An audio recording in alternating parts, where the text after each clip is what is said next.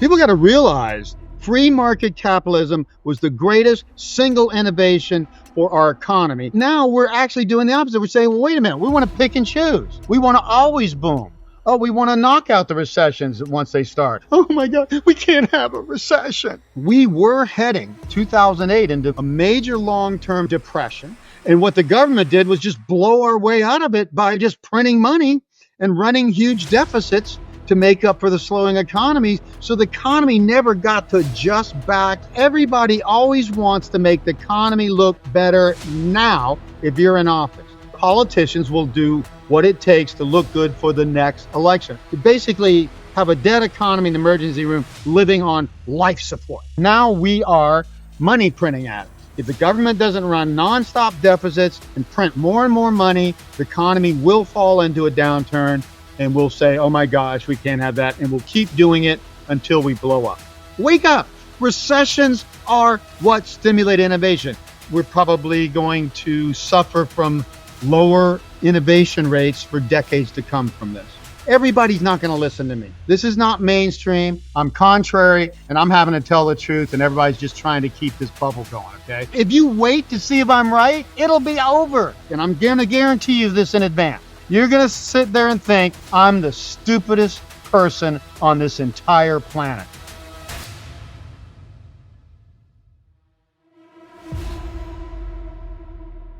Harry Dent, welcome back to the show. Nice to be back, Todd.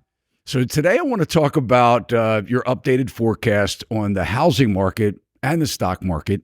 Many say that these markets are in bubbles about to burst. Others say that the federal government and the Federal Reserve will just continue to prop up the economy and that will have that soft landing.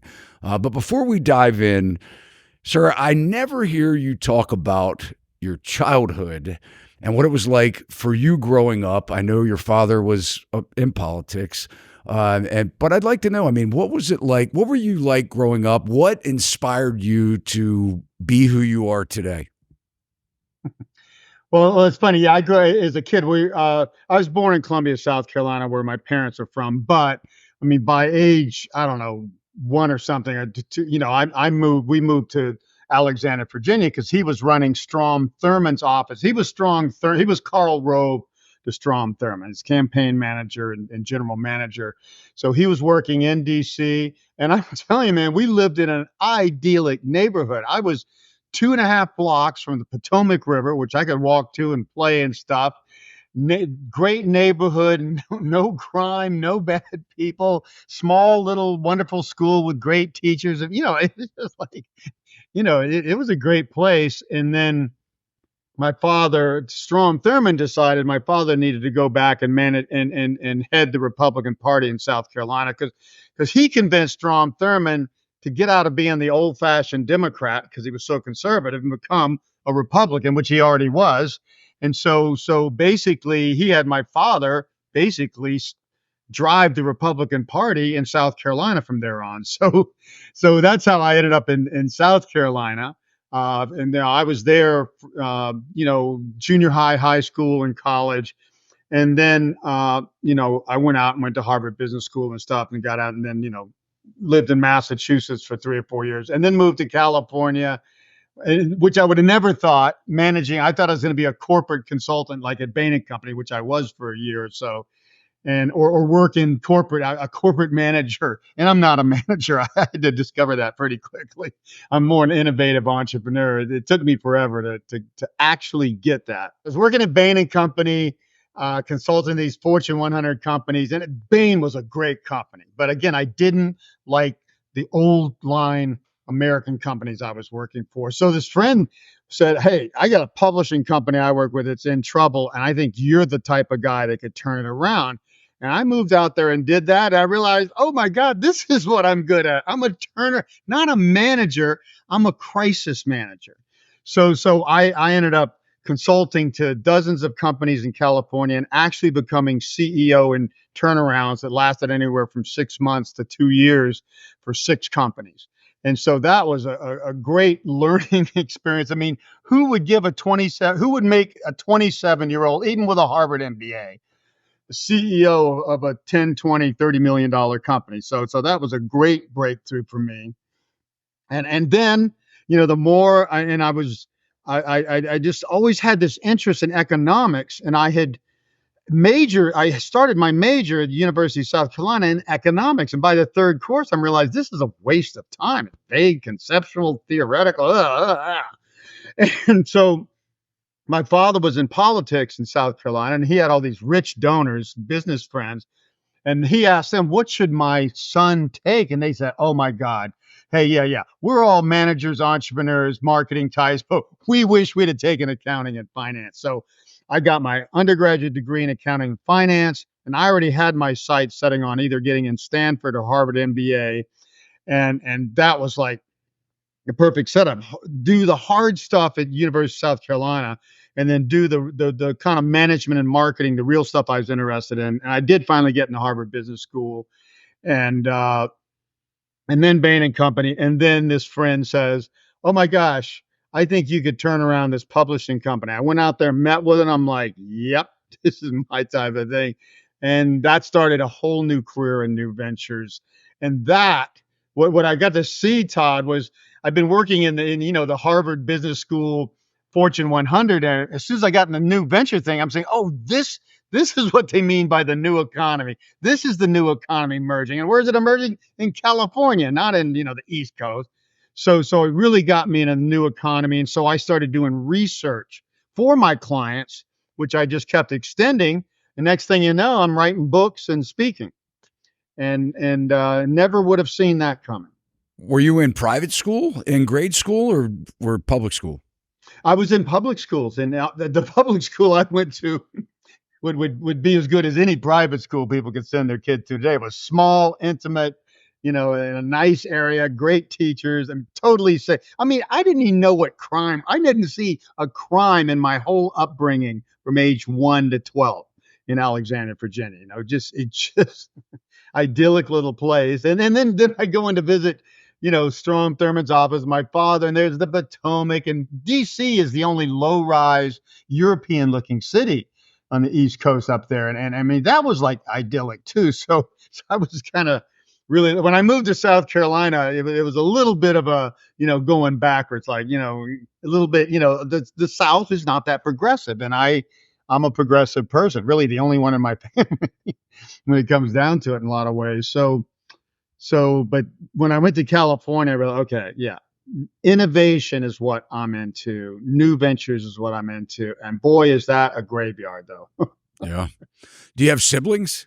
Yeah. I've got a younger brother, much younger in real estate development, and then I have two sisters that are involved in all types of stuff. One of them's really does her own kind of religious sort of thing online and all. So everybody in my family's active and out kicking up stuff somewhere.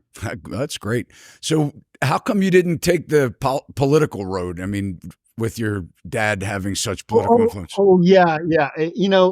I had no aversion to it growing up because it was great. I mean, the people in Strom Thurmond's office was great and all. But what happened was I went to the Republican National Convention. I think it was in 1968 or no, 72. And, when Nixon was running and all that sort of stuff. And that convention and all the hoopla and all the idealistic people and blah, blah, I was so revolted by that I just said, I'm sorry. Wow. I'm not going to public. Yeah. I really decided that right there. And so, and the other thing is I got married while I was in my junior year in college at the University of South Carolina. And my first wife's father, he was in Palm Beach, and I'd go down and visit them. He was this private investor working out of his own house, managing and investing in new ventures and stuff and real estate. And I'm like, right there, I said, that's what I want to be. Yeah. So that's when I said, okay, I'm majoring in business, and boom, boom, boom, boom, boom. And as soon as I looked around and talked to my father's friends and his friends, Harvard Business School, yes, but they told me, Harry, you cannot just apply there and get in. You got to go work somewhere. You got to prove yourself. You got to really build up a resume and then apply. And I'm telling you, if my one of my father's friends, his father used to be in the acceptance committee at Harvard Business School way back. If it hadn't have been for his advice, I don't think I would have gotten into Harvard Business School. So that was a big break for me getting in there. And when I got to Harvard Business School, is when I realized what I was good at. I thought I was an analytical person, which I am, of course. I do a lot of that, but I'm somebody that can quickly get at something complex, pull the big picture out, and communicate it to people. Because I was like this light bulb in my class of 80 people. I was not the type. I was almost shy in high school and college. I got in this interactive environment and I just lit up. I'm like, oh, okay. Well, So nothing in my plan went as planned, but it kept going somewhere. Always better than I would have imagined. it sounds like you had great role models, and I mean, your vision obviously helped Yeah, to turn my those. father was a great role model. My first stepfather was the guy I wanted to be. My father was out there kicking, doing really well, changing the world. He was progressive. I mean, he changed the whole Republican Party, brought the South into the Republican Party. They were Democrats, and he used Strom Thurmond, who had power there, to do it. But he was the brains behind it. So yeah, that was a. I watched my father. I'm like, oh, my father lot smarter than I thought he was growing up. That's awesome. Well, you've authored many books. Just to lay more of a foundation for our discussion, many of your books are inspirational, teaching people, just as you're talking right now, to win financially, to be successful. Books like Be Your Own Boss, Great Boom Ahead, The Roaring 2000s, about investing. And I mean, Harry, I could keep on going. I mean, your books have documented many successful predictions, also successfully predicted these booms and busts through our lifetime, or your work lifetime. It's great to hear your back history. Thanks so much for sharing. But what do you attribute your ability to successfully predict booms and busts in the past?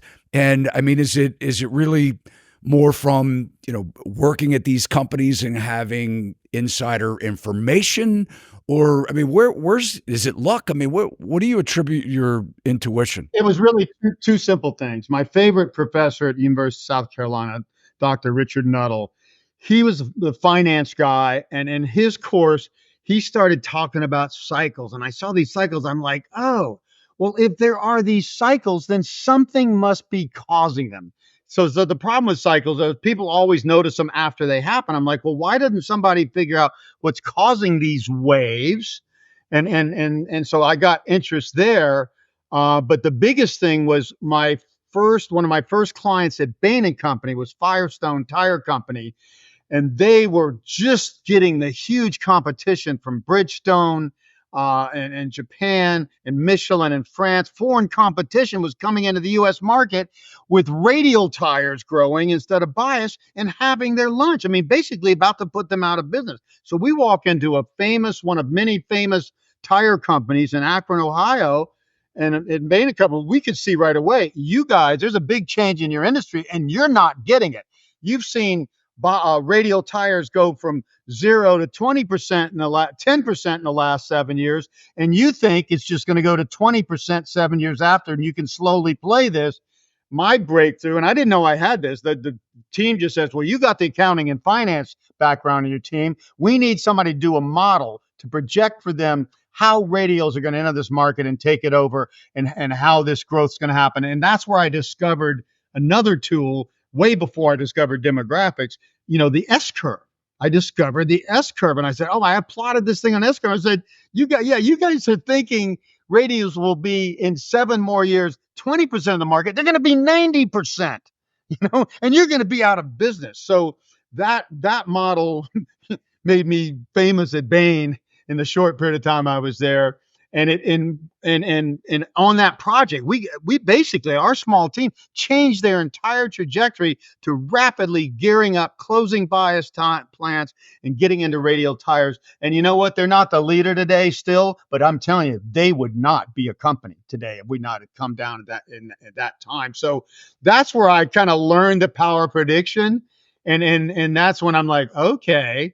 So I started studying these lives. Basically, the S curve is just a a life cycle model. And then I quickly learned that all product life cycles, human life cycles, weather life cycles have spring, summer, fall, winter, always 4 seasons. So I developed that methodology in business. And then while I was, working, I forgot some a client in California. It was more of a demographic thing. Baby boomers were coming into this market and driving it up fast, and so that's when I discovered I had to just study the baby boomers and say, oh my God, this generation is not a generation. It's a huge generation. It's a 250-year cycle generation. A generation like this comes along and changes the world because they innovate when they're young in technology. And then they drive whole new industries with their spending and work habits to grow, in their adulthood. And then they retire and become, investors and stuff. So I just had one breakthrough after the next. And next thing you know, I'm developing a combination of the spending wave, which I didn't get till 1988. So I discovered the S curve earlier. I forget probably exactly when, but 1988, I discovered the spending wave. 46. When I had to look up the spending of this generation, I realized, my gosh, this is so predictable. How could anybody have missed this? People enter the workforce at 20. That's the first time they contribute to the economy instead of costing governments, their parents, school systems, everything, and businesses to hire and train them. Until they get to that point, they are costing the economy. They're an investment. Now they start to become the new workers with the new tools and the new ideas and growing up and learning, and their spending and their productivity as workers are what drive booms. And that's where I got my simple, stupid 46-year lag on the birth index to predict the economy over the rest of our lifetime. So I learned, my gosh, everybody thinks that long-term predicting is impossible because there's so much that could change. Short-term is where everything can change because all types of things can happen in politics and the weather, and a war could break out. I mean, tons of things, The long-term is what is down to a few variables and can be projected out decades or longer. So that was my big wake-up point. Oh my gosh, I can be the first person to start projecting long-term trends with confidence. And literally back there, I mean, my early stage, I was predicting that the baby boom would be larger than anything ever seen and would peak exactly. And I wasn't trying to be that exact, but it would peak at the end of 2007, which it did.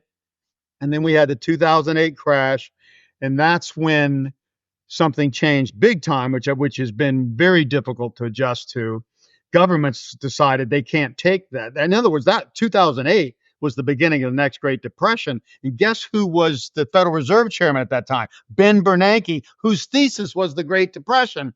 He saw 2008 like I did. He's like, oh my God, this is the beginning of a depression. It follows a bubble boom like the Roaring '20s, and then the flushing out of all those bubbles and financial assets stuff and loss of wealth and stuff causes a depression. And my gosh, the economy is going to be horrible for a decade. So we've been living off a massive stimulus, 27 trillion now I've counted up, and still growing ever since. And my big message, Todd, now to people is people got to realize we were heading 2008 into recently 2022-23, a major long-term downturn in generational spending until the millennials came along, and they just started to turn us up in 2024. And what the government did was just blow our way out of it by just printing money and running huge deficits to make up for the slowing economy. So the economy never got to adjust back and flush out the bad debts and the zombie companies, which recessions are a very useful thing. They're not a bad thing. What people need to learn is if you want not to have a terrible recession, have a healthy boom and don't let debts and things get out of control in the boom. But you have to have recessions. You have to grow and then eliminate. Just like we're awake about 16 to 18 hours a day, and then we sleep 6 to 7 to 8, where we get to restore and flush out and I mean, you have to have that. You have to grow and rest. You can't just straight line grow forever. And that's the problem with the central banks and these economists who've never had sex or run a business, at least look like they never had sex. And they're running the economy saying we got to grow at 3% a year with 1 to 2% inflation. And if not, we'll pump it up. And if we grow too fast, we'll slow it down. They're telling free market capitalism what to do. Well, guess what? That's not free market capitalism anymore. And I've studied history, so I know how slow progress was before free market capitalism met democracy in the late 1700s. Adam Smith was the visionary of free market capitalism.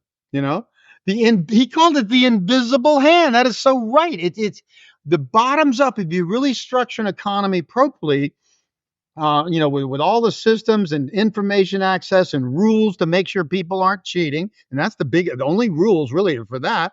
You let the economy grow from all the innovations at the bottom up, and you let the economy weed out the losers. You don't try to pick and win, and choose the losers.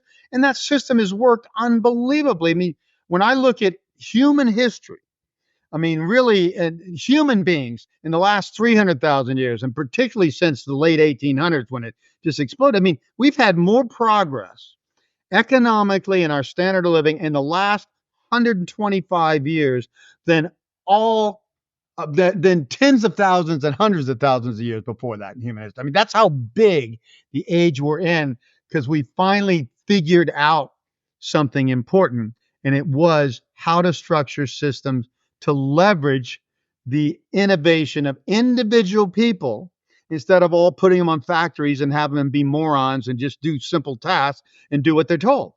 And you couldn't do that until information and education was high enough. So this all came together naturally. And the people don't realize how much better. I mean, our standard of living is 10x of our great great grandparents at the turn of the 1900s, the early part of the last century. 10x. That's never happened in history in 125 years. It's just amazing breakthrough. And then now we take it for granted, and everybody, oh my God, we can't have a recession. This is like ridiculous. Wake up. Recessions are what stimulate innovation. You know how I learned that in my first assignment, my first big turnaround? This company been going along, the founder, getting more and more missing the markets, making mistakes until they get in trouble. When they get in trouble, I come in and in 6 months make more change in that company in a crisis than I could have made in the next 6 years just doing it incrementally so it's okay with everybody. Change is what causes innovation, and change is accelerated by crises. There's nothing wrong.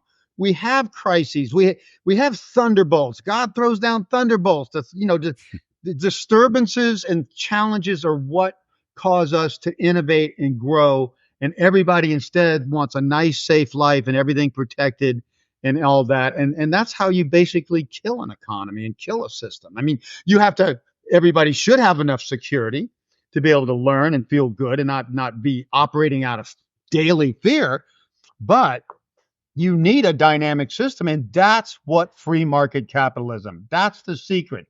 It's a self-correcting, self-regulating, dynamic system that grows from the bottoms up on its own. Wow. I mean, yeah, this is definitely profound. And not only that, we started this, okay, and it's heavy on the heels of the other developed countries from Australia to Europe. Now this same model is gonna spread throughout the entire emerging world, where there's 7 billion going to 10 versus the billion in the developed world. Now they'll never get to the same standard of living because there's only so many high value added industries and knowledge industries in the world, but they can go from maybe 2 to 5,000 or 10,000 in a lot of those countries up to 10 to 20 or 30. And that's going to be a huge revolution in the world. And it's another cycle I discovered way back. The biggest cycle that when I started digging into long-term research, people like Robert Prechter and James Dale Davidson were looking at this 500-year mega inflation cycle. Okay, so I started digging into that. Inflation's a bad word. Oh, inflation's bad. You got to lick it. You got to whip inflation. The greatest progress in history happened in those inflationary periods because we were expanding into new industries. We were moving into more specialization of labor, which means everybody focuses more so they can be 10x more productive, and then delegates a lot of the other tasks to people that focus on what they do, so we can all have a higher standard of living. And that higher standard of living, inflation is a leading indicator of that, outside of some war or short-term crisis. So another thing I discovered earlier, inflation is a sign of progress, not an evil to be attacked. And what did the 70s inflation? It was the baby boomers just entering the workforce at great expense with all their new innovations and ideas. And now we're seeing the fruits of that. All those new innovations move mainstream, and all those baby boomers making way more money than their parents, and driving a much more dynamic, higher value added growing economy. This is the economy. Again, everything was telling me it's the easiest thing is predicting long-term trends once you can establish where you are in a demographic cycle, a generation cycle, and where you are on an S curve in technologies. And that's what I discovered. That from after that 0 to 10% on the S curve, the rest of it's a piece of cake. It's gonna go, it's like an automaton. And everybody thinks nobody can predict the future. So, and you know what? I still have that. People look at me and say, "Oh, Harry just got lucky on a few things. Don't listen to this guy. Nobody can predict the things he's predicting." And I'm like, you guys are the morons. You don't, if you just even studied and look at the stuff I study is simple. It doesn't take Einstein to figure it out. An S curve is an S curve, and here's the progress. And they do follow unless some giant thing comes in and interferes. And once a new generation enters the workforce, are they going to get stupider as they move from their 20s, their teens, crazy teens, into their adult 20s, and then their peak adult, maturity in their 40s and 50s? Of course, the economy is going to get better when a new generation ages and learns more and earns more and spends more. This is simple math. It's not complicated. And I can go into any audience, and the people that are going to be jumping up and down are not going to be the stockbrokers or the business managers, the most dude. It's going to be their wives or the everyday workers in the back room saying, I can understand this. People like me drive the economy by our natural little family cycle and our own life cycle of evolution. We drive the economy. We don't have to worry about politics. And I don't care who wins this election. I have a preference, but I don't care from my forecasting point of view. None of these presidents, unless you're in a major crisis like the early 30s, Franklin Delano Roosevelt, Reagan in the early 80s. Those are the people that make a difference, just like me running it. I could make a big difference in the companies I walked into because they were in a crisis, not because I was so smart, because they were in a crisis. And if you do the right things in a crisis, you can make a big difference rather than when you're on top. But once a boom gets going off, there's not much that's going to, unless you get World War III or something like that, or like, if COVID had turned into something much more deadly, that could have interrupted, and it did interrupt for a very short period of time, but not for long. So again, the lesson is the long term is more predictable than the short term within certain, reasonable parameters. And I still can't get people to believe that. People think, no, you don't get it. So anything could happen. No, anything's not going to happen. And I was the first one to predict. The first thing I did walking into these CEO groups, it was called Tech. It's now Vistage. Everybody's like, oh my gosh, Japan's going to take us over. We're losing industries. And I said, no, folks, Japan is taking over our old, mature, slowing and least profitable industries. We're still dominating. Who dominates Hollywood? U.S., no competition. Japan and China couldn't make a movie if you gave them $1 trillion, okay? Europeans don't even make good movies.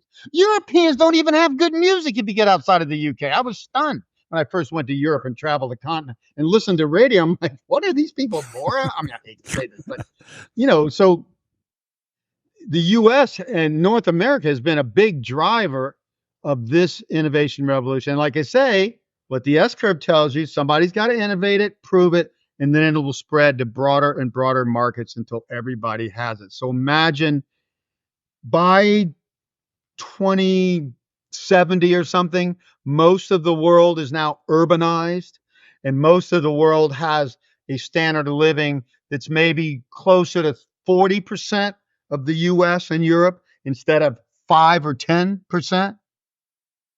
It's going to be huge. And we can project which countries win. They're on their own S curves in urbanization. They're on their own demo. They all have their own generation waves, which are often similar but different. We can project it by country. I can even go down to zip codes if I had to. So this is a predictable world, and everybody's running around thinking, well, who knows? I can tell you what, if you're just entering the workforce today, what the economy is going to look like and where when you're at your peak career. And I can tell you what it's going to look like when you retire. Okay. And same thing. And when your kids come along, you can tell them the same sort of stuff if you understand a few simple things. I have never heard anyone describe uh, the inflationary period of the 70s and into the early 80s the way you just described it. I mean, you completely spun my thoughts around. But it wasn't Todd. Oil had nothing. It was so tiny you can't even count it. We've had way worse oil price surges since then. It was a whole mass. That the biggest generation in history at great expense. You got to first of all, everybody had to raise them until so there was a peak of expense for the parents as they're leaving the household, and then the businesses have to hire them and train them. And I calculated by just analyzing lag, it takes 2.5 years for that new worker to start producing more for the new company they're working for than they're costing. So on a 2.5 year leg after that, then the businesses are making money off of it. So this whole thing is just a train off the life cycle of human beings in a modern age where we do have high education, we have access, we take for granted so many technologies.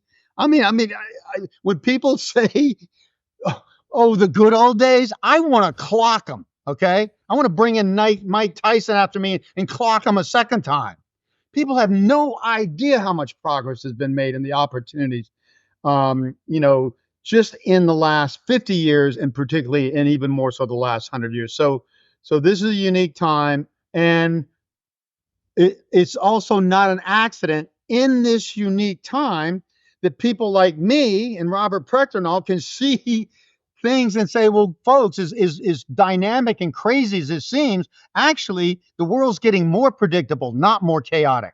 Because these technologies bring us information. I could have never done the analysis I did 50 years ago. There wouldn't have been the information to go back decades and hundreds of years. And I've gone back thousands of years. I've gone back all the way to the Big Bang in science, but particularly even all the way back, particularly the big bang before the information revolution was the agricultural revolution 10,000 years ago.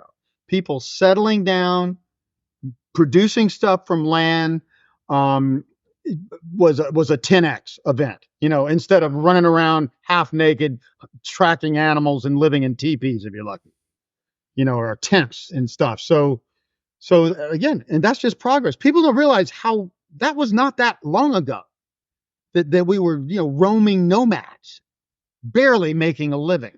I mean, today you wouldn't even it wouldn't even be at the pot, wouldn't even be close to the poverty line today. Yeah, and you're right. I mean, we do as consumers, we spend so much money. I mean, we complain that we're in debt and we don't have any money, but we also buy a whole bunch of stuff that sits in our closets and sits in our garage and sits in our basement that, you know, we really didn't need to have and we don't even use. When you're on the short term, your short term predictions, because, you know, you've outlined, I mean, there are certain decisions, certain administrations that can make decisions that have short term implications. What is your prediction on the way that we've been spending money and not letting the natural occurrence of a recession take place, you know, propping it up? I mean, what's your prediction on that on the short term? Well, number one, I'm the person that can see how much impact does that. People don't realize we to compare this to a so-so economy and say we're doing a little better. No, we're doing way better. We would have literally been in a depression like the 1930s. Okay. So this people think, well, this stimulus, we're just kind of like going on doing okay. And it cost all this money. So what's happening? No, they filled in a giant crater, a depression. And my problem with this is I'm saying, look, they did that not knowing that recessions and depressions are part of the cycle. We say we always have four seasons, okay? What is the winter season? It's the depression season. What's the bubble season? The fall bubble, the red and orange and yellow leaves, the flowering of everything after a summer boom and a spring innovation period. So you have these four stages of innovation. The the deflation of that bubble and winding down of it, and while the new technologies are still young and innovating for the future, that transition is what happened in the 30s and what should have happened from 2008 to 2023. And it's always going to happen to some degree, but we prevented most of the useful stuff. The government's by saying we're, in other words, what I said earlier is the most important single statement. Free market capitalism was the greatest single innovation for our economy, democracy for politics, and they were twins. But for the economy, slam down free market, free markets. Okay, that whole way of doing business. And so after succeeding, now we're actually doing the opposite. We're saying, well, wait a minute, we want to pick and choose. We want to always boom. Oh, we want to knock out the recessions once they start. We want to do this. That's like a doctor telling me, Harry, or my boss, let's say if I had a boss, Harry, why are you sleeping 6 or 8 hours a night? Why don't you just sleep two, take a couple cat naps, work that 6 more hours and make a lot more money? Well, it's because I'd be an idiot within 3 days if I did that. If you do not sleep, I tell anybody to try this. Do not sleep for 3 or 4 nights in a row. You will be a certified crazy person. You'll be babbling like a drunk homeless person or something. Okay, so this is innovation's one thing. You have to also appreciate natural cycles. So to have an innovation and realize, oh my gosh, okay, here's what drives the economy, and oh my gosh, if we had central bankers, we could minimize these depressions and make them easier by just pouring in money. What we do, it's one thing to do things to respond to the crisis, and that's what I learned in turnaround management. It had to be somebody me come from the outside because everybody's too vested into protecting the past. Somebody has to come out and say, what's changed? What do we need to change? How fast we have to do it? And here's how we do it. Okay. You have to make those type of changes and reactions. Okay. What most systems do is dig in deeper and try to protect the past and find a way to slide through it and somehow survive. And they don't let the change work its magic, and therefore they kill the system long term. So that's the problem. That's what we've been doing in the economy since 2008-9, printing money to relieve the symptoms of a depression, to make the economy still growing at 2 to 3%, with now inflation down to 2 to 3%, and make it easy. And what we're doing is missing, we're probably going to suffer from lower innovation rates for decades to come from this. And that's why, to me, I've been secretly praying that this economy wins, that something does go wrong like COVID, and governments do lose control, and the economy breaks down, because only in this breakdown can we flush out the bad debts and the zombie companies. That's why all I do now in my newsletter is preach recessions. It doesn't mean we try to make the worst recessions possible, but recessions are part of the process, and they are good for the economy up to a point. So quit fighting them blindly, acting like they're the devil or something. And again, most people don't realize it, because one thing, you catch a flu, that's something you fight. That's an outside thing that got in your body. You have to fight, like your body has to fight it, and you can help your body fight. Most common colds are your body just getting toxic and saying, hey, I got to take a little break here and get rid of some of these toxins so you can stay healthy. You know what people do? Pour down the cough syrup and kill the process of cleaning out the body. And then they stay sick, and then they get another cold 2 weeks from now and have to take the cough syrup again. Next thing you know, they're a cough syrup addict. This is what happened. Now we are money printing addicts. If the government doesn't run nonstop deficits and print more and more money, the economy will fall into a downturn, and we'll say, oh my gosh, we can't have that. And we'll keep doing it until we blow up. That's why an artificial policy like this, yes, you can stop a recession. Look how long we put it off for 15 years without a recession. The longest we ever went was 9.5 between 90 and 2000. Okay. And farther back you go in history, we used to have 3 recessions a decade. Okay, 15 years without, and people say, well, that's great. No, I say that's terrible. The economy has got to be really, got a lot of cholesterol and fat and all that, because it hasn't been able to clean itself out. You cannot clean house when you're busy growing at 100 miles an hour. And that's why recessions are normal up to a point, and recessions are healthy up to a point, and fighting them like we're doing now is bad for the economy. And I also, I'll just take this one more thing. By studying long-term history, the greatest empires, Roman Empire, Greek, whatever, you go back ever, they always get complacent, and then they always fail from their own complacency. People get, oh, well, let's play more and let's take more vacations and let's drink at work. Why work so, whatever. Let's overexpand. Oh, and like this. Oh, we can't have recession. So every time one comes, we'll just blow it out, with all this printed money. And basically, we're all high, and people don't make good decisions when they're high on take any drug. Okay, you take a drug that makes you high and speeds you up or slows you down and makes you whatever create. It may make you creative, but your judgment goes right out the window on most of these things. So we're basically showing the signs by reacting to the economy this way of a maturing society like the Roman Empire. And when I look at the demographics at the same time, you get the other obvious thing from history that nobody sees. Affluence causes people to be happier and have fewer kids. When people get affluent enough, they say, well, gosh, my kid could get into Harvard or Stanford or some nice college. Well, if I want my kids to get into college, I can't have 6 or 7 kids. I got to have 1 or 2, maybe 3 max. So people have fewer kids and educate them better. Well, that's great for the family. That's great for that kid. What does that do for the economy? Slows the very growth that's been driving it. Rising numbers of households entering the workforce at age 20, earning and spending more money till age 46, and then maturing and becoming the investors that invest in the next generation and keep the price cycle going, but through them. So this is also, we're doing something naturally, which is not good for our economy long term, favoring the short term, fighting recessions, not making the long-term investments we need to, especially with China and these other emerging countries coming up. And we're compromising our long-term while Rome burns, from my point of view. While we have an economy that looks like everything's okay, everything's not okay. When when this dam finally burst after holding it back this much and building up this much water, you're only going to have a bigger avalanche. I think actually we're past the point, the depression era from 2008 to 23, when demographics would say you're going to have a major downturn in like a depression. We're actually in a moderate but an upturn period again from 2024 to 37 with the millennials until they kind of plateau out early.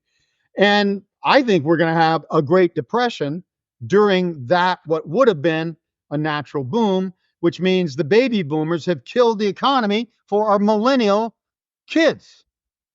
And they're gonna hate us more than they already hate us, and rightfully so, frankly. And we didn't do it, but we just went along with it by printing all this money. We put off the crisis that would have cleaned up the excesses of the baby boom generation. Again, there's nothing wrong with you cannot grow without making mistakes and overinvesting and all these things. The thing is, free markets clear that out quickly. Okay, so we didn't clean out the debts in zombie companies and the excesses and the structural things that need to change from the baby booms boom. And now the millennial boom, it'll be forced on them when they should be booming, and they're going to have to pay the price in the prime of their life for the fact that governments and the baby boomers were not willing to take their licks when they needed to. You can't have a boom without a bust. Sorry. Can't be awake and functional and not sleep. Sorry.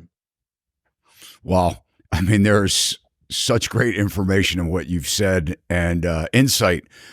And I want to get more here. I want to dive a little bit deeper because a lot of people think that this is intentional, and I don't want to be conspiratorial. That's not my point here, because what you're saying, I mean, makes complete sense. I've never heard anyone explain it this way. And it's quite honestly, it's fascinating. since 2008, and I want to get your opinion as we kind of go through this, because a lot of people say a lot of this started with Greenspan. After Paul Volcker, It did really start with them, yeah. it did. Okay. Paul Volcker set out to whip inflation. I'm telling you that inflation would have gone down without him, but he helped facilitate that. And Reagan was into cutting. Those two, I think, reacted more on the right side of the thing. You're right. Ever since then, 2008, everybody's just into preventing the natural cleansing and debt detox that you have to have after the greatest boom, the longest and greatest boom in history. We just to kind of go over a couple of the scandals that have happened in that period or leading up to '08. We had, obviously Bernie Madoff, his Ponzi scheme. He was the former chairman of NASDAQ too. Enron's collapse, WorldCom's fraud, AIG's collapse and bailout, Lehman Brothers collapse. I mean, I could sit here. I mean, the list kind of goes on, but they're the big ones. Many people, and I want to kind of also go over. I mean, you had been at one point, you had been quoted for saying democracy has been hijacked by special interest. That was, I don't know, maybe 10 years ago or so. You had mentioned that in an interview, but there was an article, and certainly not endorsing Rolling Stone, but it's a very interesting article. And it was back it was April 25th, 2013. It was titled, "Everything is Rigged, the Biggest Price Fixing Scandal Ever." And it went on to say the Illuminati were amateurs. The second huge financial scandal of the year reveals the real international conspiracy. There's no price the big banks can't fix. And it says conspiracy theorists of the world, believers in the hidden hands of the Rothschilds, the Masons, and Illuminati. We skeptics owe you an apology. You were right. The players may be a little different, but your basic premise is correct. The world is a rigged game. We found this out in recent months when a series of related corruption stories spilled out of the financial sector, suggesting the world's largest banks may be fixing the prices. I think they were talking about LIBOR and all that stuff, of just about everything. And it says it should surprise no one that among the players implicated in the scheme to fix the prices of interest rate swaps are the same mega banks, including the Barclays, UBS, Bank of America, JP Morgan Chase, and the Royal Bank of Scotland. So when you look at all this, and you can, so well put together what this podcast, what you have explained so far, and when you're looking at the predictability models, the S curve, the things that you could track back hundreds of years or thousands of years, the booms of what generational booms can look like. You're talking about, the boomers. I mean, certainly no one can dispute, and I think that's why you have said the millennials are angry at boomers. They look at it and they say, look, not the Generation X so much, but their grandparents have had this great prosperity. They can't even afford the groceries at the store or to buy a house.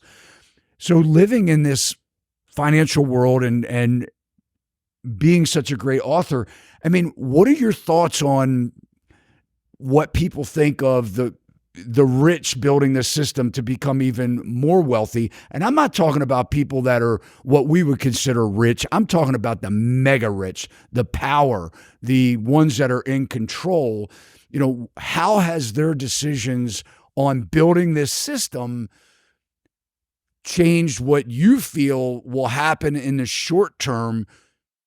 Will we, in your opinion, will we see a Great Depression? Will we see a collapse? Will we see the world markets turning against the dollar? Or is this everybody in cahoots and it's just everything's propaganda? Number one, this is why free market capitalism is so hard. You think it's easy, you set it up and it works. No, you have to constantly police the system because everybody loves free market capitalism, but everybody in their own realm wants to cheat and get ahead, damn it. And they do. That's human nature. They can cut a corner or cheat and have something better for their neighborhood or their family or their company. A lot of people will do it. So it takes people have to trust the system, and they have to elect people that are going to fight for that system. And we got tons of stuff that needs to be cleaned up. But when you're in a boom and a bubble and everybody's growing and everybody's happy, nobody looks at all this stuff. Of course, these Madoff type of schemes are much more likely to happen in booming times, roaring 20s like times, than in a recession where everybody's having to get real and then look at everything and stuff. When I'd walk into these companies, I'm just looking at, you guys realize how much you spend on this and that and that, and have been doing it for years? And they don't even, they're clueless. So the obvious becomes obvious when reality hits. And that's why we have to have reality. That's why we can't have an economy that's just trained to grow very gentlemanly like, and 3% a year with 1% to 2% inflation, and either having super soft landing recessions or no recession. That's a fairy tale model. It's not a model that's even good for the economy long term. And that's the problem. There's no leadership. Everybody in politics, you get elected for 4 years. So of course, everybody always wants to make the economy look better now if you're in office and have any control. Now, I still say they don't control anywhere near as much of the economy people think, but politicians will do what it takes to look good for the next election. Of course, we're coming in one now, okay? And the economy is going to be good. If the economy were bad, Biden wouldn't have a chance if he stayed in, and Harris wouldn't have a chance, okay? So that all has its impacts, but it's still, you still have to know that the system has to stay free. You can't react to it by keep regulating too many more and more things. You regulate obvious things. You regulate things that are interfering with competition, and that where people are price fixing, and that's easy to see if you really look at it. So that's why you have to have certain regulations. It's not regulations to add bureaucracy to business and paperwork and stuff. It's it's interventions to break up things that are compromising competition for special interest. And that's why, hey, I mean, there shouldn't be, if I was president of the United States or head of the system, no lobbying, period. Okay? If Congress needs to discover something, then they get a budget and they go to an independent research thing that studies this independently and get analysis objectively. If you go to the fox to decide, how to fix the hen house, the fox is not going to be your best ally. The fox wants the hens, doesn't want to protect the hen house. So that's the problem. And so people don't understand the system, and now everybody's gaming in a system that's breaking down because we've let it go bad, especially in the last 15 years since 2008. We've just thrown free market capitalism out the window. We've been doing it in a little ways before that, and this special interest has been growing longer than that. They shouldn't be special interests paid with huge budgets to lobby for something in their tiny little interest, and often against the interests of the rest of the public. That just shouldn't be allowed. The everyday public can't do that. Okay?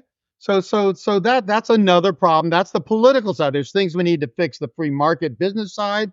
We need to fix a lot of things on the political side. And you got to look at things and term limits and stuff. Are term limits really good? Just when somebody gets in and gets enough knowledge and connections to make things happen for the people, you kick them out?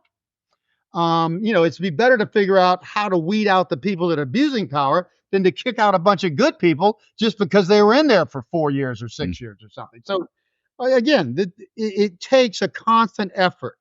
It's the hardest thing is to create a new system. That was the late 1700s. Free market capitalism met democracy, and they're the perfect marriage, just like man and wife. I'm just telling you. I mean, it's just an unbelievable explosion. Well, we have to still 200 years later, 200 some years, we still have to work to keep that system honest, because everybody will have an incentive to cheat.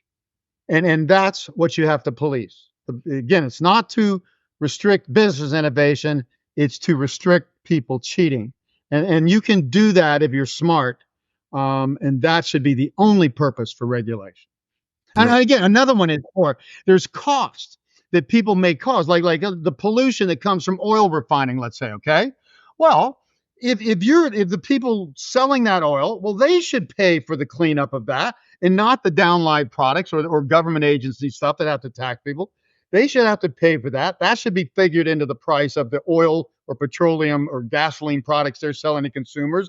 And then the system is still free market and honest and taking account something that normally wouldn't be taken account in free market systems because you had to build it in. Because you can't analyze that and say, okay, what are the downline costs of dealing with this waste that comes out? Okay, let's allocate that cost back to the right people, and then free market capitalism will put the cost in the right place, and people will make right decisions again, and the bottoms up system will work.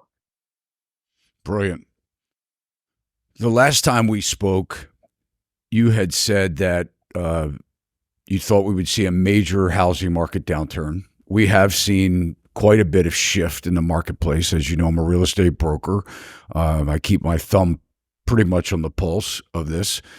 And we're seeing price declines in a lot of markets. We're starting to see in a lot of places 30, 40%, in some cases 50% of the active inventory, which is what I'd like to track, not the backward-looking data, but what we can see as active inventory right now. Days on the market have climbed. Price reductions, like I said, 30, 40, 50% in certain markets of the active inventory have had at least one price reduction. We're seeing sellers pulling their homes off the market because they're hoping for a better day because their home didn't sell in the time period that they wanted, and they didn't want to get off of their price. Maybe their agent was telling them something different, or mainstream media was telling them home prices would never go down. But you said that you expected that in this near-term cycle that prices, because, when we look at 2008, you had mentioned they went back to 2003 pricing, 5 years. Now, if we see that happen now, if we see just a 5-year adjustment, we'll be looking at probably 50 or 80% price declines. What are your current thoughts on that? Look back at the last bottom was in mid to late 2012. That's where the next crash should naturally go back to. And that used to be a 50% correction, Todd. Now it's over 60. Because the prices have gone higher. So by pushing, that's the same old thing. You want to push a bubble off, it's just going to grow bigger and crash bigger and cause more unnecessary chaos and destruction than if you'd let the system do what it wanted to do when it wanted to do it. In other words, if you just stop fighting free market capitalism. That's my thing. I'm trying to protect free market capitalism from people who don't even understand what it is. They value it. It's an American ideal. We created it in the late 1700s. People don't even understand. It's survival of the fittest. It's brutal. That's why it works. It's just like nature. Survival of the fittest. It's the same thing. That's why it works. When you start saying, oh, we can't have recessions, or we can't have some companies go under, we got to protect these. Oh, we can't have people lose their job. How do you get from a bad job to a good job? You get thrown out in the street. You get forced to look for a better job. That's how it happens in real life. Because people don't voluntarily see these changes. Again, just like I learned in these turnarounds, unless somebody from the outside like me, it could have been anybody, it could have been a jackrabbit, frankly, because it's so obvious when you walk in from the outside, has to come in and have the power to change it and not listen. If I'd have listened to anybody in these companies, the first person I never talked to was the owner, founder, or the past CEO. Because all they're going to do is defend the past. I go directly to the frontline salespeople deal with customers and go directly to the secretaries that know what's really happening with the executives in the back office. And I don't listen to anybody else. I just want to get the truth. And that's what has to happen. And so that's what it takes to maintain a system. You can't just have free market capitalism. You have to constantly fight to keep policing out the cheating. Of course, people are going to cheat because they can. They just can't get away with it. That's what has the price of cheating has to be too high. So at some point, people rarely try. And then you've got a more sustainable system. So to me, all of this, you know what my answer is to fix this? It's not going to take some giant commission and some giant plan of stuff. You got to bring in some new leadership, but You let the system melt down. The system will self-correct. That's what free market capitalism is. It's going to have to self-correct more now that we've blown up this bubble way more than would have been. Okay. But it will self-correct, flush out this stuff. And when people in emergencies, just like my turnaround situations, they will see the obvious. Everybody will make better decisions. It'll be very painful for a while. And the next thing you know, we'll have a healthy economy again growing. In America, will still be the leading country in the world, and no longer looking like the death of the Roman Empire.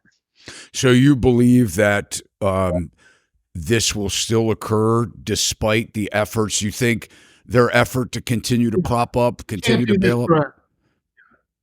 And again, you got to remember the other thing that people don't realize is this monetary policy they use to control everything. This happens on lags. So the raising of rates into July of 2023 is not going to hit fully until the first quarter of next year. Now, I'm looking at saying, my gosh, it's hit some, but I would have thought it would have hit more by now, especially housing that are so sensitive to these, mortgage rates that have gone from 3 to 4 to 7 to 8. That's huge. Okay. But you got to remember, even in your industry, housing, if once a person decides to buy a house and gets on it and starts the process, they're going to finish it. Most people are going to finish it. It's in process. I think you're going to suddenly see what I call the exhaustion of demand. Things like cars and autos, after all this stuff follows through, the bubble just carrying forward, gets to a point where people realize, okay, well, I finally did buy the damn thing, and I probably bought at the top of the market, but hey, I'm not doing anything now. I think you could just see demand fall off sharply, and economists will be running around saying they won't be able to figure it out. It's because they overstimulated, they borrowed from the future to overstimulate demand today, to make the economy better today for people and the politicians, and you exhausted the demand out, and you stole it from the future. Anybody that would have thought of buying a house in the future already bought one at the lowest mortgage rates and the lowest down payments in history. So who's going to buy them in the future? What you just said, stole it from the future. If you think about common sense decision making from an investor standpoint, what you do is you want to buy today based on futuristic incomes. But if you've already stolen from the future, and that's not anything to look forward to, you have a system, as you've described, that doesn't work. And it's so what you're saying is that we're going to experience a period of time probably that will be uncomfortable, but will need to happen in order to get back into a equilibrium that makes sense for the future of the people. And what we have done is, by not having proper leadership, these CEOs of the companies that you went into, they can't see it. They're so disconnected from, they look at it and they say, well, what's going on? The numbers are bad. Oh my gosh, we got to rob Peter to pay Paul. We got to steal from the future. We have to get more debt to bail ourselves out. But they have no idea the whole reason, or they don't want to admit the reason that they're in that position in the first place. And wow. Anybody in any position, small company to president of the United States, has to understand, where are you in a cycle? What is real and what's not? When you're stealing from the future, you're going to feel it's going to kick you in the future when there's no demand because you stole it. And the problem is, if people knew they were stealing it, then they might save up and anticipate that. But they don't. They just think the economy's going better than they think. And then one day they're in a Great Depression and they're like, what happened? They're blaming politicians and blaming everybody. And the point is, we just stole from the future and nobody told anybody that's what we were doing. People think it's natural progress. We have stolen more from the future than any time in history. And I am hoping I live, and I should. My life actuarial table says I should live about 15 more years. I am hoping to live long enough, and I think it'll just be 3 to 5 years, to see what the consequences, because this has never been done. We never had the power to print money like this. Federal Reserve wasn't even created until 1914. Didn't even think of doing something like this until recent decades, okay? So never before have central banks taken over and said, oh, we can just grow it by magic. We can just get what we want. I mean, it's like credit cards. I can buy now and pay for it, well, whenever I want to. Oh, 24% interest, I'll worry about that later, okay? But that's what happens. I mean, debt allows people to borrow from the future. Well, look at that. Look at what we've done. My God, I mean, China has built enough homes for all the rest of the people in future decades. They're going to move from rural to urban areas until they mature at 80% urban, and they're at 65 now. And they're never going to have to build a home again. When they come out of this great downturn where home prices are going to collapse and people, everyday people, are going to lose all their net worth and be probably revolting against the government in the streets. When they come out of this, how are they going to grow? They already built enough infrastructure, roads, office building, and housing for the next couple decades. How do you grow? That's the major investments in growth industries to grow, because you borrowed from the future and you didn't tell anybody that's what you were doing. China is dead. China will never be the same. And I really feel sorry for those people over there, because they got something they didn't deserve, but they don't know. And they're going to be in shock when, after seeing the biggest rise of an emerging country in history, both in scale and in growth and standard of living. I mean, they've gone from 2,000 GDP per capita to, 25,000 or something like that in relative terms, in decades. Nobody's ever done that fast. It took us 160 years to make that sort of progress, okay, in the US. So they're going to be in shock when they realize, oh, the reason we moved so fast, it was borrowed from the future. Now you're in the future and there's nothing. You'll never get a job building a house, and your house is going to go down to what it's really worth when we realize that we really do have 22% of the houses empty in this country. Well, if we had 22% of houses empty in the United States, you don't think real estate prices would collapse 50, 60% in a heartbeat when there's that much excess supply that you can pick up for free, walk down the street, and pick it up out of foreclosure for 2 cents on the dollar because it's been sitting empty for years or decades? So this is just people not realizing consequences, lack of leadership. Politics rewards people for doing well now, worry about later. So politicians are naturally incentivized to make today better and worry about the debt and the consequences and the overbuilding or whatever they did, or greasing the palms of corrupt industries. All these things are going to catch you, and when it comes, nobody will even know why it happens. And by then, it doesn't matter. It already happened. Even if you can figure out who did and why, they're going to be dead or in jail already. What do you tell the millennials that are angry at baby boomers and the Gen Zs that are now in the workforce that are trying to go through all this mess? I mean, a lot of them don't even know what to vote for, what the truth is. They just know that it's not enough, what they're making. What do you tell these younger generations about how to capitalize on what is happening right now and what to prepare for? Well, number one, and this is very distasteful, but number one, I would tell anybody this, but particularly millennials, this has not been a good time to buy a house. Housing is going to go down. I mean, that's the biggest. Young people, it's the only asset they have, and even older people, it can be the majority, is their real estate, even if they have, and especially if they have a vacation home on top of a normal home. So to buy a house that is so overvalued that it has to go back down 60% just to get down to fair value, and you've paid for it now and have a mortgage out for 30 years with interest going on top of that, that's the worst thing you could possibly do here. But you're doing it because it's a normal thing to do, and your friends are doing it, and your parents will think you're a flake if you don't have it, whatever. Your kids should live in a house you own. Well, okay, yes, all of that's true. If it were me, I wouldn't buy a house. Or I bought a house here in Puerto Rico because I found one that was such a bargain and we could fix it up.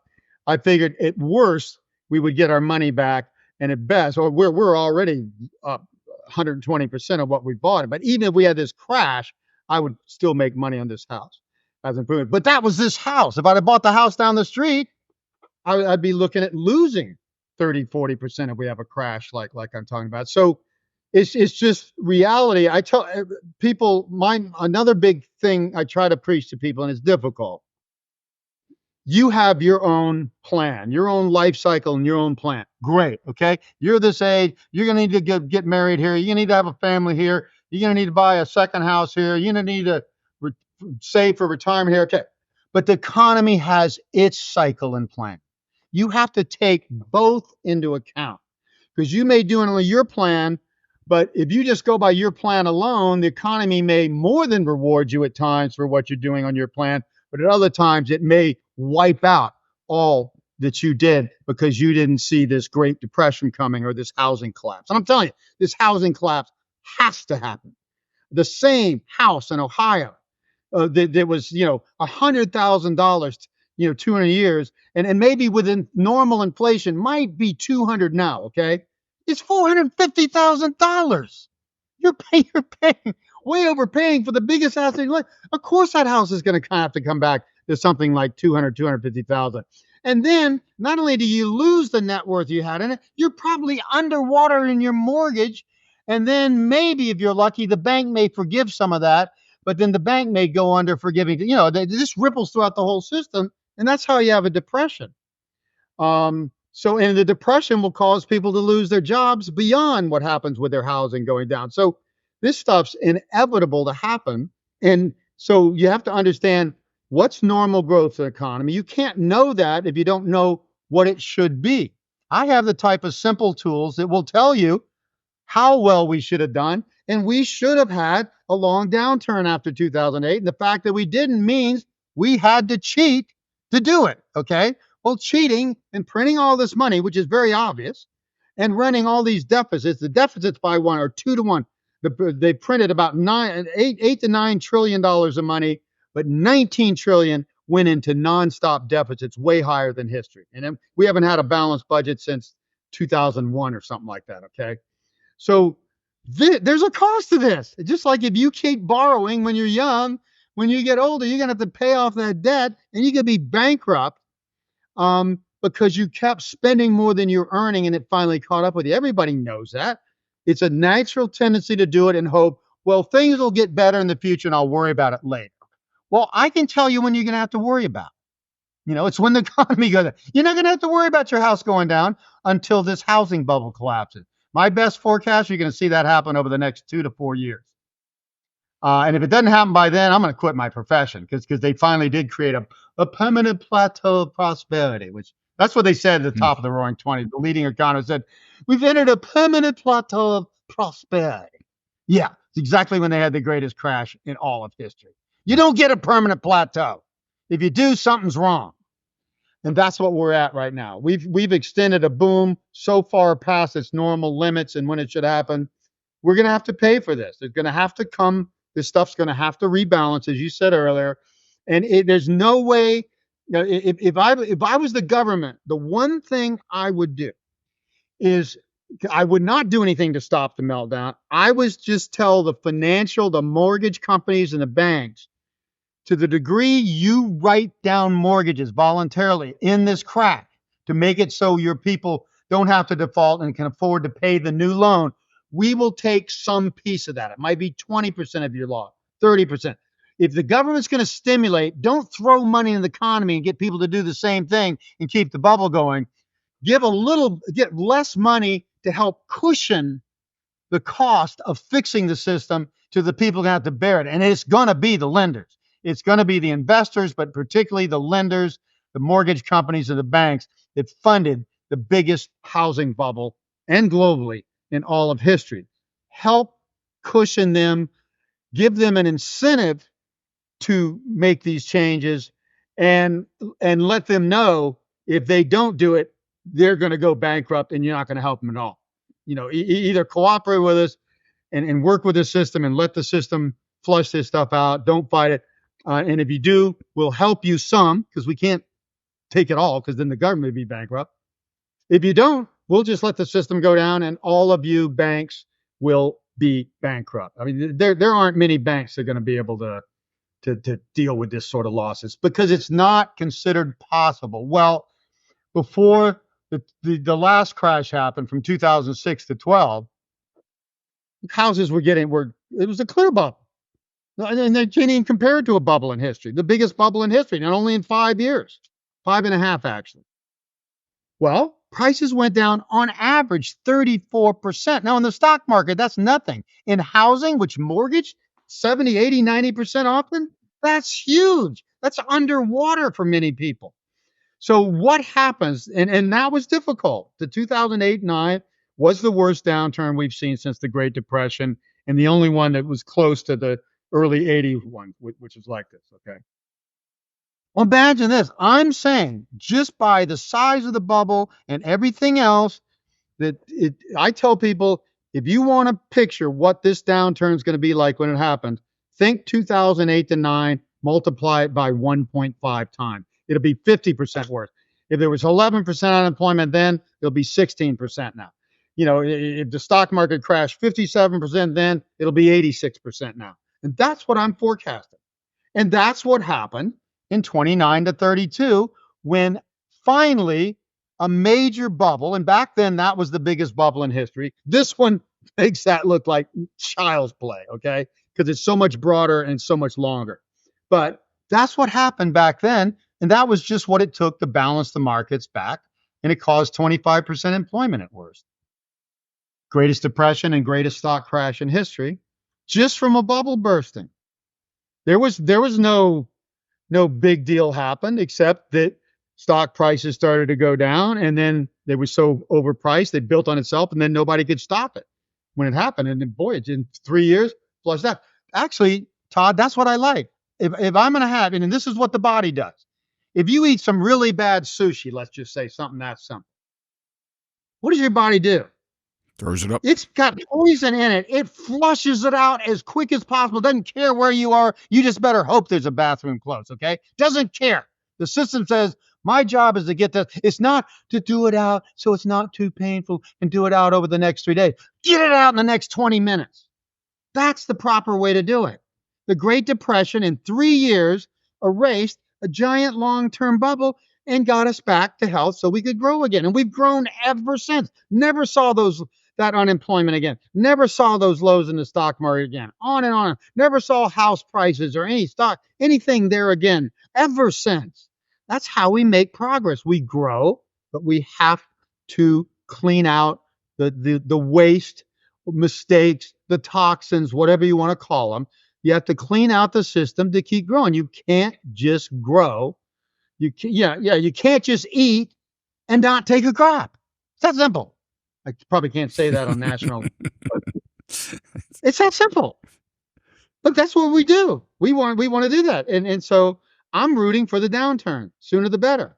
If we'd have had all we needed to do, Todd, was go one more year and a half into mid to late 2010 instead of early to mid 2009, turning around that down. We just gone another year and a half. The system would have had a proper flush. Doesn't mean we would never have one, but we would have gotten most of this debt and imbalances out of the way and would have been in a healthier economy and not have to print $27 trillion to keep a dead body going in the emergency room.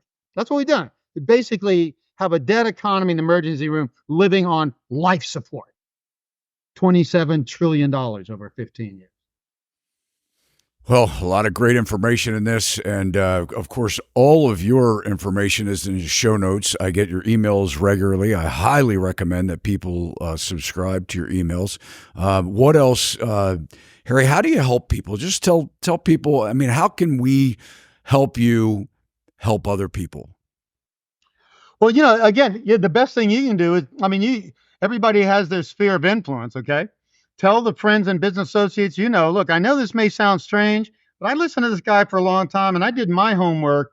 And yes, I think we got, an earthquake coming here and everybody, here's the flip side of this. Imagine that you're one of the people that got out in September or late to 1929, got out of the stock market when you still had all those profits and then waited for it to crash 89% and bought things that 89% off and then rode the next boom.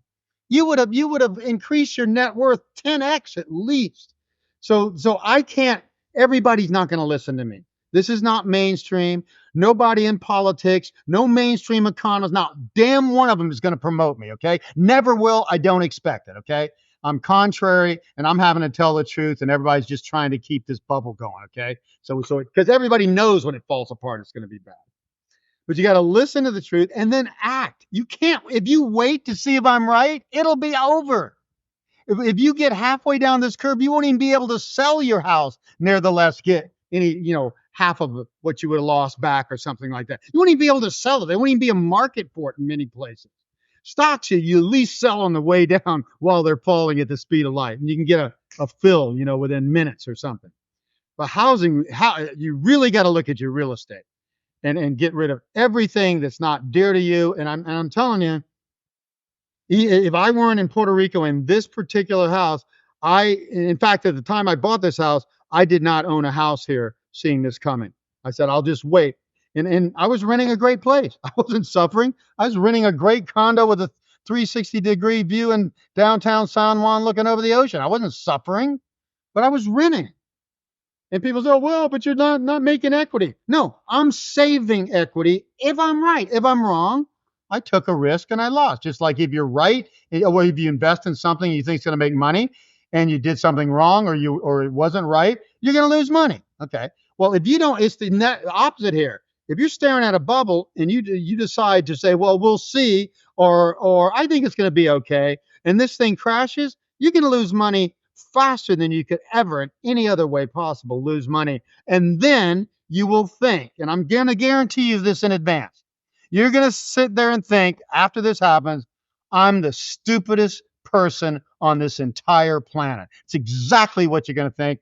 I've done this in new ventures before. I know what it's like to bet on something looks like great, and then it just goes, and you didn't realize the risks were there, and you go, my God, I'm the stupidest person on earth. It's not a good feeling.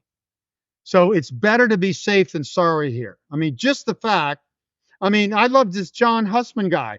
He's just saying, he's not like looking at demographics and cycles and stuff. He's just saying when valuations on stocks and real estate get this high, the odds are you're going to make negative returns for the next 12 years. And that's exactly what happened. 29 to 42 was 13 years, right in that time frame. That's what happens historically. So you don't even need to have my more fundamental analysis. Just knowing how high valuations are compared to the past, particularly in stocks or in real estate, can't even compare to the past, would tell you it's going to be a miracle if you don't lose money in the next 5 to 10 years. So you have to get out of the way. I'm not going to change the economy. You're not going to change the economy. You're not going to write your congressman, and then that congressman tells the president to stop the insanity. And the problem is if they stop the insanity, stop doing all this bubble stuff, it'll just fall faster sooner. There's no way to stop it. The only way to stop a bubble is to stop it where it's at. The higher it goes, the more it's going to have to go down no matter what you do. So all you can do is get out of the way here. And that will be, if you do it here and they're decisive, probably be the smartest thing you did in your entire life, at least financially. Well, great advice. I hope encourage everybody to follow you. Again, your information is in the show notes. And Harry, I can't thank you enough for your time, and look forward to following this through with you and over the next couple of years and having you back on our show. Okay, yeah, I one way or the other, these are going to be interesting times. I'll predict that 100%. I have to agree with you. So thank you so much, and we'll be chatting with you soon. Okay. Thanks so much. All right, wow, thank you so much for making it this far. What did you think of our interview today? If you liked it, you can hit that thumbs up button that will let Harry and I know that you did. And guys, if you haven't already subscribed to our channel, what are you waiting for? Take the opportunity, do so now. Select that alert bell. You'll know every time we upload content just like this. One of the biggest compliments that you can give me at Sachs Realty is to share this content with your family and friends so that we can build an amazing community following the housing market, the U.S. economy, and geopolitical issues that we're faced with today. If you'd like to, drop a comment below. I'd love to hear from you. See you next time. Sachs Realty, Maryland broker number 607720, office number 443-318-4514, equal housing opportunity.